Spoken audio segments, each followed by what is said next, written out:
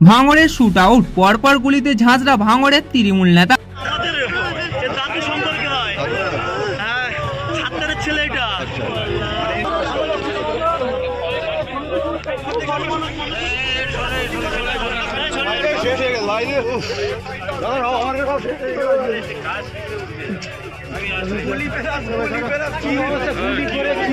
বৃহস্পতিবার রাত 10টা নাগাদ ভাঙড়ের খালপাড়ে গুলিতে ঝাঁঝরা হয়ে নিহত হলেন চালতাবেড়িয়া অঞ্চলের অঞ্চল সভাপতি রাজ্জাক খাঁ।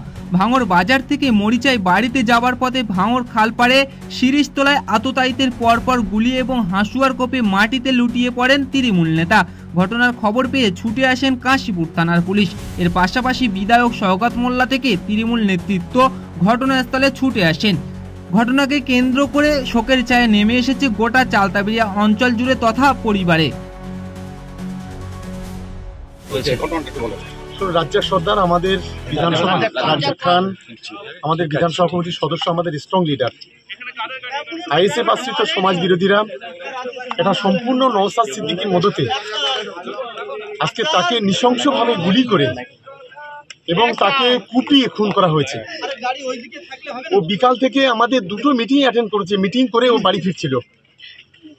আসলে ভাঙড় বিধানসভা এলাকায় এদের অস্তিত্ববিহীন হয়ে যাওয়ার ফলে এই আইএসএফ আশ্রিত সমাজ বিরোধীরা এই ধরনের ঘটনা ঘটছে। আমরা পুলিশকে, আমরা দিদিকে অনুরোধ করব যে অবিলম্বে এই আইএসএফ আশ্রিত সমাজ বিরোধী এদেরকে অবিলম্বে গ্রেপ্তার করা এবং তার দৃষ্টান্তমূলক শাস্তির ব্যবস্থা করা। মারা গিয়েছে কিভাবে কিছু জানি না, এই মাত্র তো আমি আসলাম। বাড়ি যাচ্ছিল, ও মহর্তে বাড়ি যাচ্ছিল, আইএসএফের দুষ্কৃতীরা ওই কুপিয়ে খুন করে দিয়েছে। শোনা যাচ্ছে যে গুলি করা হয়েছে, গুলিও করেছে, তিন চারটে কোপ মেরেছে, কুপিয়েছে প্লাস গুলি করেছে। মারা গিয়েছে সম্পূর্ণ নওশাদের উস্কানিতে হচ্ছে। কে মারা গিয়েছে, কে তার নাম কি? রাজ্জাক খান, এই অঞ্চলের সভাপতি, তৃণমূল কংগ্রেসের সভাপতি। দাদা, হঠাৎ আবারও ভাঙড়ে এই যে মার্ডার, কি মানে কিভাবে দেখছেন এই ঘটনাটা? এখন আমরা ভাষা খুঁজে পাচ্ছি না, অনেক সব আসছে, কি বলে দেখি তারপরে বলবো।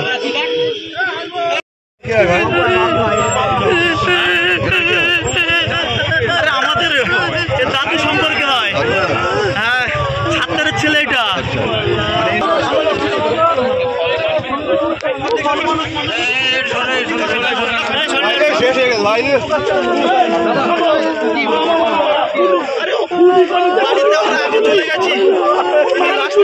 খবর পাচ্ছি যে ডেড হয়ে গেছে, পড়ে আছে। এসে দেখছি যে গুলি হয়েছে, 3টে কোপ আছে। কি অবস্থা আপনারা দেখেন না? খান কোনো ভালো মানুষ, ভালো মানুষ। আমরা একটু খবর পেয়েছি, এসে দেখছি পড়ে আছে।